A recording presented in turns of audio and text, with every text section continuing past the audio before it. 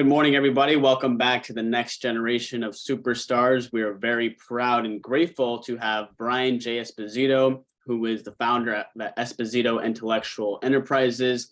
He is originally from New York. He has 95 plus holdings, as well as 200 plus joint ventures in 25 different industries.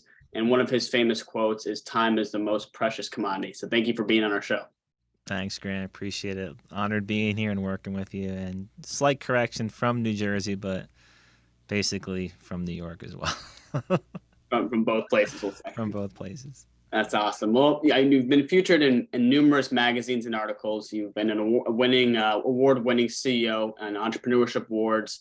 How did you really start your journey within the realm of entrepreneurship and to be able to have such a massive holdings? Yeah, so I'm a firm believer that it's in your blood and DNA, so it comes out sooner than later than others. We connected early on. It came out very soon in you, which is one of the reasons why we connected and worked so well together. Um, Early teens out working, mowing lawns, coming up with unique things to sell the neighborhood or classmates or parents. I was always looking to fill a need, find a need. So creating opportunities, creating money, not relying on anybody else has been something that's been very in tune with my being and how I work and how I operate. That evolved into the late 90s. I built and started the first B2B, B2C e-commerce platform for the beauty industry. We had stores, large global distribution, great timing, taught myself how to code. And we launched and sold over 1,200 different brands of hair care, skincare, appliances, all the potions and lotions to people all over the world. And through that great experience in that great industry, which is recession-proof and has also proved to be pandemic-proof, I got to meet, work, and build brands for some iconic celebrities, influencers, actors, actresses, singers, you name it. I got to meet and work with them and their teams. And that got me into a whole new world of entertainment. And from there, for way too long, I was used for my expertise, the way I developed products, my distribution, and I was helping these wonderful people and wonderful brands become $100 million brands, $1 billion brands. And I was the ant farm in the middle moving products. And I realized I can't continue to do this. It wasn't fulfilling for me. I need to be involved in that upside and not just create the distribution model. I want to own the brand. So then I started, well, if I'm going to launch a brand for a band or a music icon, let me launch a band. Stupidly say that. So went in the music industry over a decade ago, and we launched a band. We became a Macy's iHeart top rising star first year. We got some great momentum, and then I said, okay, well, I'm not going to go and partner with an apparel company for the merchandise. Let me launch and create an apparel brand. So that was what I started building. I started, if there was a need for something that I needed to partner with or add to my opportunity of offerings, I said, well, I'm just going to build it and own it. This way the pie was controlled by my holdings. I wasn't relying on people and their empty promises. I wasn't chasing people for crumbs that they owed me. And I created my own world. And then I flipped the script. Rather than people inviting me into their worlds, I started inviting Warrington people into mine. And here we are present day, like you said, over 95 entities, over 200 joint ventures around the world. And I think you got to see a glimpse of how I operate with what we're doing with Burst Sports and creating value, opening up new opportunities, and opening up access that sometimes money can't buy. And those are relationships. Incredible. And it's such an amazing journey to look back on and appreciate everything that you've learned and you're able to apply today. What, being into 2023, I know we're in the middle of January. What is an industry that really excites you the most to be able to dive in and working in this year? Uh, Tough question, because I don't want to alienate things that I can't mention. I get excited daily working with wonderful entrepreneurs and founders like you. So I'm always inspired in that moment where there's always something new and exciting to go after. So that's one answer. The other answer is obviously industries that have new opportunities for people to really generate wealth, and what we're doing with the NIL space, Burst Sports, and virtual stacks. That's exciting to me because we can in real time open up new revenues for college athletes that they never had access to before, with these new financial vehicles and great brand awareness and great mechanisms. It's very exciting and rewarding to put something in the market and then again in real time start to see income coming in for these wonderful athletes so they can continue going after their dreams and passions. They can bring in some capital to help them with training, buying better equipment, just being a little less financially stressed, which in turn should relate to them playing better and having a future opportunity to become a professional athlete in what they choose to do. Absolutely. And we're going to touch on two important topics. One, let's start with just the Web3 space and kind of give our audience a little bit overview of what virtual stacks is, what Turncoin is, so they can kind of understand more of that context before we dive into this topic. Yeah, so Turncoin, amazing company, tremendous team. It's the first of its kind revenue sharing SEC digital security. So all Turncoin holders participate in 100% of the revenues that come through the operating company, which is known as virtual stacks, and that's an X at the end of stacks. Virtual stacks created a mechanism for people to buy virtual cards or virtual shares of people. So if you're a very popular icon, celebrity, musician, athlete, entertainer, actor, actress, whatever your industry may be, if you have a large audience and people that love you and believe in you and want to have that further connection with you, it's a great liquidity event for these people to generate a tremendous amount of new revenues by selling their virtual trading cards to their fan base or their growing fan base.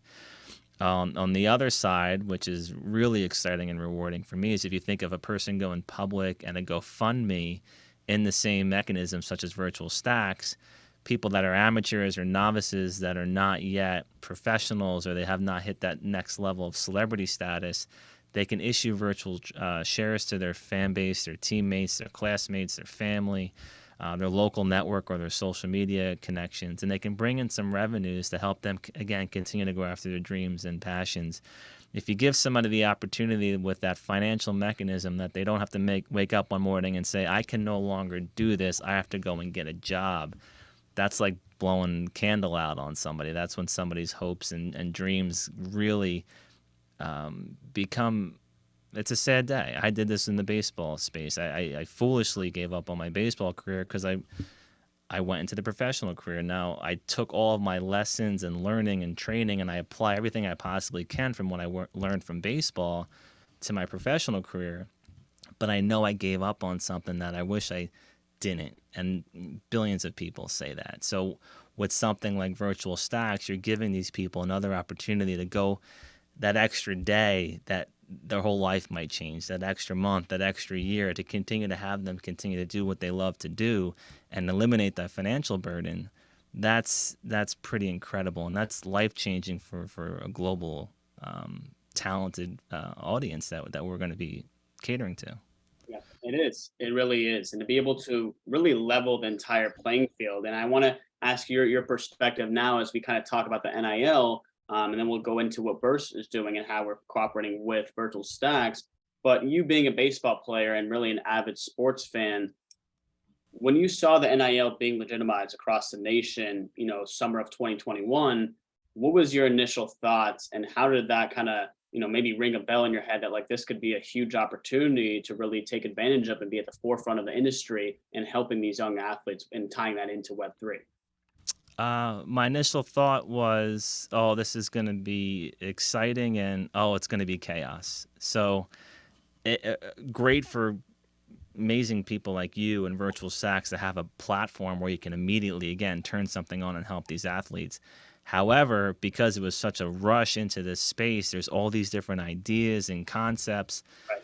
The pricing models, or there's no universal mechanism for athletes to go into this NIL space and understand they're going to earn X, the school's going to earn X, the platform's going to earn X. So it's like it's a land grab right now. So whoever has the most real tangible benefit to the athlete and whoever doesn't take advantage of the athlete and give them the most possible earnings they can and still be able to have profits for a business, I think that's who comes out ahead. And that's why I love working and speaking with you, because your mindset has always been, I want to help the athlete.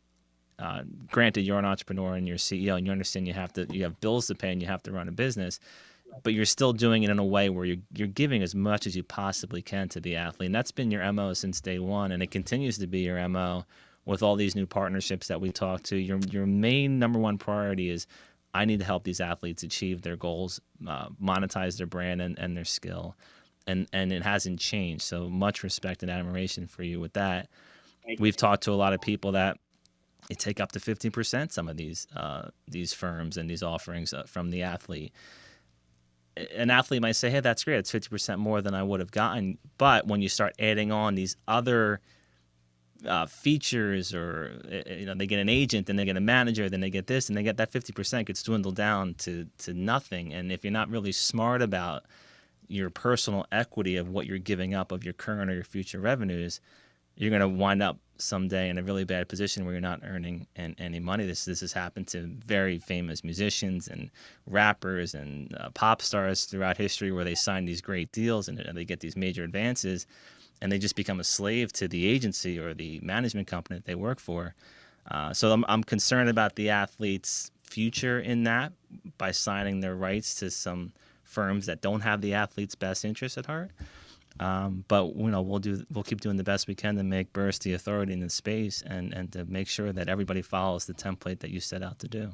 Absolutely. And I think those were all great points you touched on. When we got connected beginning of last year, our vision aligned, right? Our mission to really help the student athlete really dive into the Web3 sports space and actually be able to, one, monetize their NIL, two, connect more with their fans, and three, gain more global brand awareness. And we're doing that. And I think with our valuable partners that we have at stake right now, it's incredible to see what we can put together and helping these athletes. Right now working with around 185 all across the nation, and really expanding it this year into the thousands. What are your thoughts right now as you see Burst going into this year with all of our valuable partners? How do you see it really benefiting the athlete at the university or even at the high school level right now? Benefiting through Burst, through your offerings? Yeah. Well, again, a trusted, credible team that you've created will make an athlete or even a boxer put their guard down. That's step one. For someone to believe that you have their best interests at heart is the utmost compliment that an agency or a firm can get. Now that you've onboarded some incredible athletes, you've done some great phase one pilot launches with some of these athletes. You've brought in revenues for these athletes that they never would have gotten before. So proving this model out, you've already done, and now it's ready to scale. That's the exciting part. You have the right partners in place, you have the mechanisms in place, and now you just go out and you onboard as many of these athletes as possible. And the goal is to help them. With the virtual stacks piece, which is very unique partnership that Burst has that many other firms like yours or in the NIL space don't have, is the direct connection to some of the biggest athletes in the world. So you have the pro side that's driving people to this platform, and the pros working with the collegiate athletes and giving them awareness and visibility. That's the loop that you need to offer. It's not just NIL. That's one aspect. And if you're catering to just that aspect without the access to what is the future of that athlete supposed to look like, we have those pieces. So you put them on this roadmap, you're inspiring them, you're motivating them, you're connecting them with pro players that are on the Virtual Stacks platform, that are ambassadors to that platform. They're working together. That's how you create success. It's inspiration, it's motivation, it's financial stability. That financial stability piece is so important because, again, I think the player and the academic or whatever their passion is are going to perform better if they don't wake up and the first thing they think about in that morning is they have bills due, they have their rent due, how are they going to make their money, their parents aren't helping them anymore. Burst is a conduit to help alleviate a lot of that stress and that financial burden. From there, the athlete goes out on the field or on the court, or that musician picks up their guitar, whatever NIL aspect that Burst is catering to in that college environment.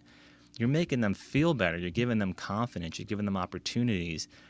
I know they're going to perform better because I've done this my whole career with people. If you take a lot of the stress and the worry away, we all do better. And it's just basic human nature. Absolutely. And it's a great point of perspective to have, and we're on that right track and mission to do so. There's a lot of people in the audience that's now starting to understand what Web3 really is. When they hear that buzzword, they think of NFTs, they think of metaverse, decentralization, tokenization. what are your thoughts and how can you really best describe it to our audience of the direction of Web3, how technology is really emerging, and how people can really, take advantage and really dive in and learn more about how it can benefit them or their business, or even them being an entrepreneur, how they can take advantage of this new emerging technology.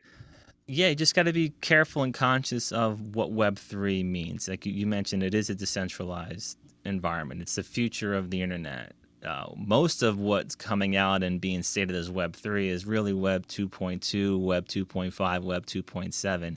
If there is a server somewhere that's storing data that you're accessing, that you're pulling that data to your device, that's not a true Web3 decentralized environment. One of our holdings, MetaLife, coined Web3 in 2003, and it is the first true only Web3 decentralized social media platform, communicator, and professional business network like a LinkedIn that's serverless. It's connecting and communicating people in a mesh peer-to-peer network, and there's no server storing that data, monetizing that data on behalf of you or exploiting your data.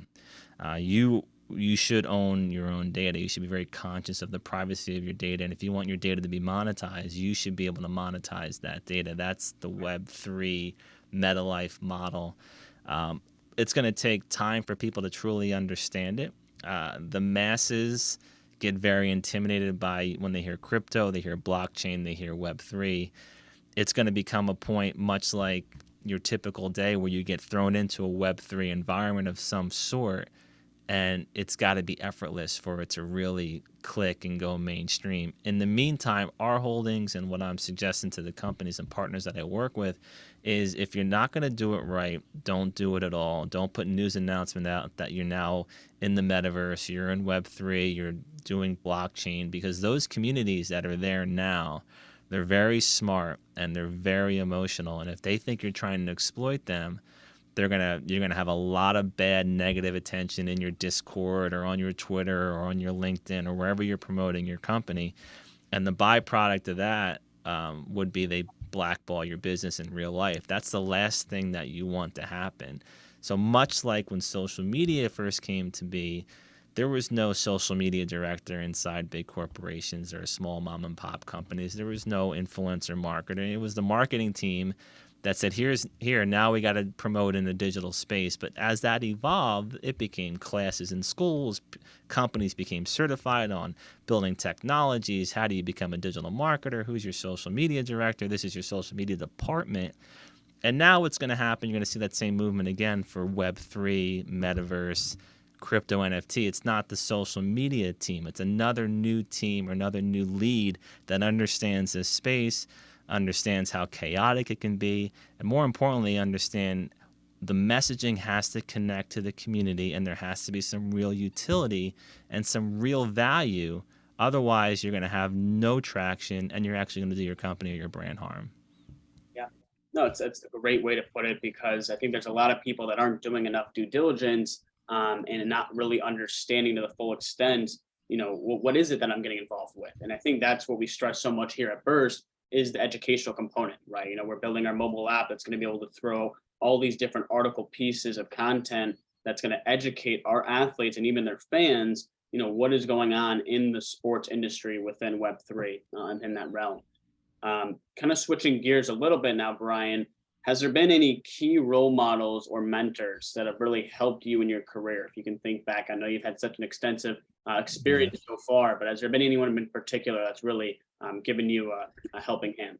I wish. No. Not really. I do relate to the Henry Fords of the world. Obviously, not my era. I didn't see him live or know him personally or see how he works. But some of the quotes that I've seen of his and his journey, I connect and relate with. For me, it's trial and error.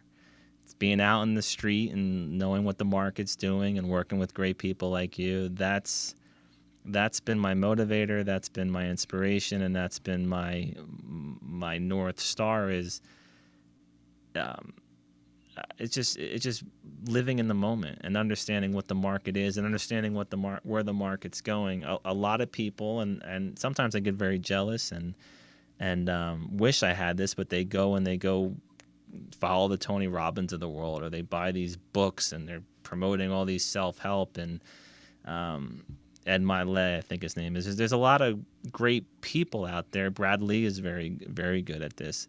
I just don't, for whatever reason, my whole entire career up until now, it may change tomorrow. I just never signed up for needing that, or it just doesn't sink into my brain. I could try it for 3 seconds and I say, I'm out. It's not working for me. I gotta be with you on a call and say, what do we need to do? What are our opportunities? I need to start connecting the dots. And if I'm not working with all my holdings and know where the market's going and connecting all these current and future dots, then my mind's like, well, then I'm wasting time because I've created the value. Now, where's the real opportunities lie? Where do all these pieces need to be? And for me, that's my best use of time, and that's what inspires and motivates me now.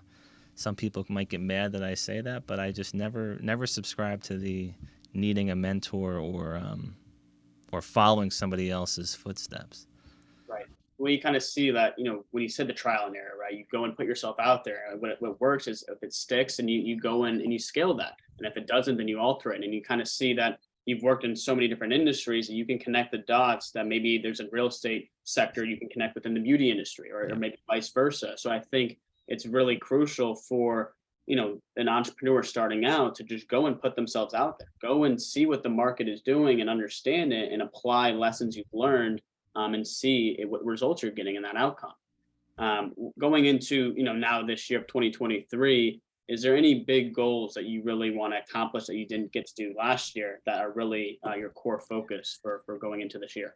My biggest goal, I think I've said it the last 3 years and I keep failing at it, is to have a little bit more balance of, we talked about passions, dreams. I need to go back and find some of my old school passions and dreams. I've filled that void working again with great people like you, and I get my highs off of putting partnerships together, seeing momentum, getting companies in motion. I need to go back a little bit and find me, because I definitely, on this journey of getting my ass kicked and ups and downs, I've lost me probably a decade or so ago. And I want to get back to that person because I know I'll be a better version of myself with a little bit more balance of what do I love rather than what do other people love, and then me finding my joy helping them achieve their goals. I want to still do that. I just need a little bit more balance of what do I want. Absolutely. And I know that you're going to get there and do it in no time. So we'll leave our audience with 3 key lessons. I know you've said this in another podcast in the past, but for all the aspiring entrepreneurs, CEOs, business individuals that really look up to you as an entrepreneur, what are 3 key lessons that you would leave with our audience going into this year that could really help them get to the next level and become a better version of themselves? Don't. I could just give you off the cuff here. One of which is if you need help, go and ask for it. It's not a weakness. I use LinkedIn 90% of the time for my platform, and then Twitter with some of our other holdings, and that's all I use. And I believe it's a place of strength when you show vulnerabilities. Look for like-minded people that are doing something that you love or in the industry that you love, and there's an opportunity there. Ask for help, but be very clever and gentle about it. People send me novels and I read them and I respond back. But if you build the relationship first, send a message, hey, hope you're doing well, have a great day, and maybe take a few weeks before you go in with the ask. But start to build a relationship with somebody that you admire, or you think that they can actually help you. And ask them if you can help them with something too. So again, build that relationship. Secondly, you're not alone. Going through hell is part of the journey. So it can feel isolated. You can feel scared. Grant, we've had discussions on, where is this going? Are we okay? Yeah, we're okay until we're not. And then when we're not, we figure it out, and then we become better than we were before we thought we weren't okay. That's part of the journey. And I often say the harder the journey, the more rewarding the outcome. And knowing that you're not alone gives you some comfort, because more money doesn't mean less problems. Billionaires go through huge problems. You've seen billionaires in our lifetime lose everything and go broke and then come back again. So it's not, money doesn't make you immune to problems, but knowing that other entrepreneurs are going through the same problems that you've gone through, have the same hurdles, gives you some comfort that, okay, again, you're not isolated, you're not being picked on. So once you can come to terms with that, it helps you know that there will be a tomorrow and you will get through this. And at the end of the day, your health is your wealth. So you can't make yourself sick, nuts, or worry yourself to death. You got to be strong and confident and move your idea, your strategy, and your goals forward, and just a little bit each day. And then there's a setback, and a little bit more the next day. And then there's a setback. But as long as at the end of the month you've moved a little bit forward, you're doing the right things. You're getting there. Right. And lastly, the most important thing is to never give other people your mindset. People will disappoint you. Family members will hurt you. Friends will abandon you. It's part of the journey. Girlfriends or boyfriends will not understand what you're doing. Husbands and wives will not understand what you're doing. If you're looking for the support from your inner circle, it's not always there. So don't look for it and get disappointed. And other people don't have your mindset. Entrepreneurs are wired very uniquely. We have this unseen energy inside us and outside of us that's pulling at us. We know what we want to do. We know where we want to go. And sometimes it's a lonely journey, and you just need to go and get there. And people that don't believe in you or they make fun of you, that's on them. And you can't get upset about their words or their lack of support. Now, you can use it as a motivator, because 100% of the time when you do make it and you are on top of the world, all these people that were putting you down or not believing in you, all of a sudden become your best friend. They tell you lines that we knew you can make it the whole time. And take those accolades. Don't have revenge. Don't say stupid stuff and attack them. Take the compliments, because they don't understand your mindset. They don't understand what you need to do and what you need to accomplish in this lifetime. So those are my couple of points. There's a lot more, but always ask for help, because I think that's key for people to understand, and it's not a weakness at all. I love it. Well, thank you, Brian. And just to rephrase that for our audience, you said number one, go and ask for help, but build that relationship. And I think that can take people so far, because you never know what that door might open into. And that's such a huge thing, that to really just put yourself out there, especially in the industry you're looking to get into, go and find those key players in that industry and see what they're doing, see how you can provide value. I know David Meltzer has said something that's very important, is to say, how can I be of value or service to you? And that's a saying that's stuck with me for a long time. And number two, you said you're not alone. I think as entrepreneurs, we tend to isolate ourselves, when in reality, every other entrepreneur is going through that same mindset of that, you're not alone. And there are people going through the ups and downs and trials and errors. And it's all about just putting your next step forward and really going after what you want and the vision you're looking to create. And number three, so never give others your mindset. And no one will ever fully understand your mindset. No family members, friends, fans, whoever it might be. And it's really about just staying grounded within yourself, and going after the dreams that you're looking to create. So Brian J. Esposito here, we're very grateful to have you on our show. Thank you for joining us on the next generation of superstars. Thank you, Grant. Stay well, man.